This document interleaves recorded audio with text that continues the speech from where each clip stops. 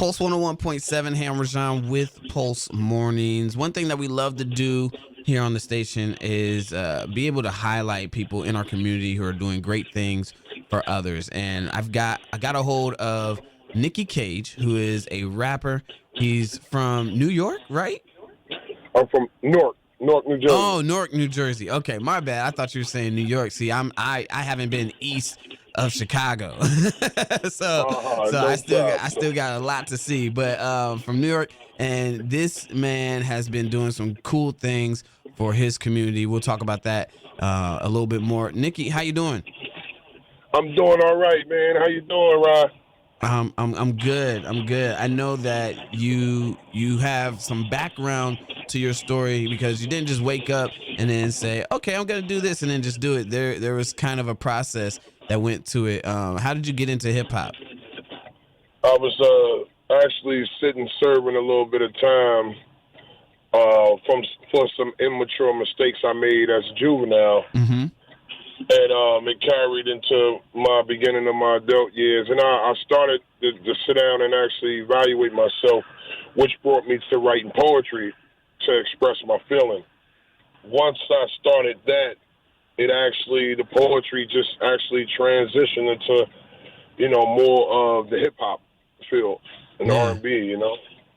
Yeah, I feel like poetry is one of those cool art forms where you can say a lot in, in a very creative way, and then hip hop is one of those vehicles for poetry, I would say. And I feel like we play a lot of hip hop as well on the station. So we get that, how there can be a message, a deeper message within words, but set to music. And, it's something that it could be catchy, but you're still going to get, you can learn from it. Right. You're absolutely right, man. Hip hop has some of the most deepest messages, man. Absolutely.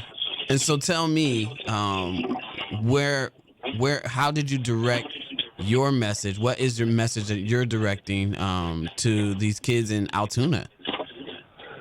Well, the message I'm trying to get to them is, man, no matter what your past is like, you can always make your future a lot brighter. I'm trying to give them the methods on not allowing yourself to get sidetracked by some of what society has to offer out there on the negative side of things. Try to get them to focus, to stay positive. Also, try to get these parents to intertwine a lot more in these children's lives, and what they have going on and things of that nature. Because, us as parents, we play a major role in dictating our children's future. Yeah, absolutely. I agree with that 100%.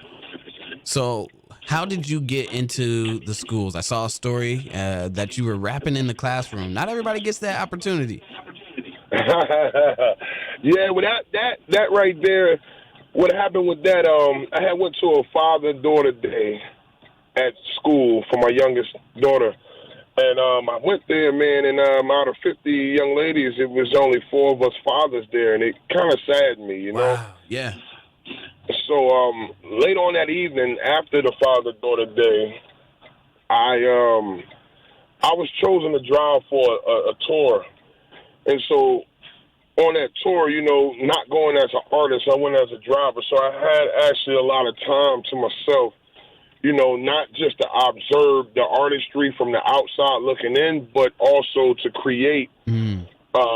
something that I can actually give back to the communities based on the children and what can be accessible to them as far as their future, And letters and numbers was just the first concept that came to mind, and it was like, wow, it's so basic, it's so simple.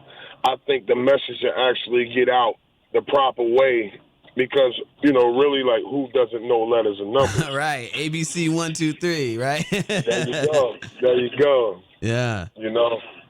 When being in the schools and seeing that the children, some of those children were just looking at that door and they were waiting on their parents to come in or their guardians to come in, and no one came in for them. And so I had a few teachers walk up to me and ask me, did I mind, participating with other children outside of just my daughter for that day? And of course, I didn't have a problem with it. Right. I would love to help out any way I can, and that's how it went. And it just started manifesting from there. It just started really creating from there, from that point.